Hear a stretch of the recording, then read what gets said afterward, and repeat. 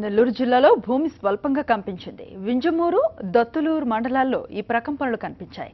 కొన్ని సెకన్ల పాటు భూమి కంపించడంతో జనం భయాందోళనకు గురయ్యారు. ముఖ్యంగా చాకలకొండ గ్రామంలో సోమవారం తెల్లవారుజామున భూ ప్రకంపనలు అధికంగా కనిపించాయి. నిద్రలో ఉన్న జనం ఒక్కసారిగా ఉలిక్కిపడ్డారు. భయంతో పల్లెవాసులు ఇళ్ల నుంచి బయటకు పరుగులు తీశారు.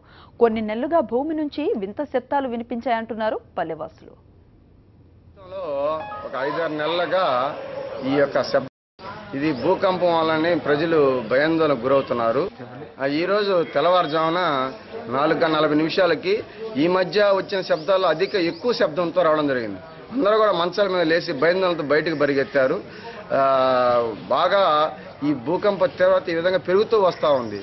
దీనివల్ల ప్రజలు బాగా భయాందోళనకు గురవుతున్నారు. భూకంపం వస్తుంది, దీనివల్ల ప్రజలు భయాందోళనకు గురవుతున్నారు.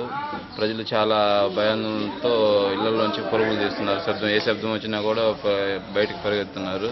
ఈరోజు ఉదయం 4:30 నుంచి 5:30 ప్రాంతంలో భారీ భయంకరమైన శబ్దంతో మనకి వచ్చింది ఇక్కడ.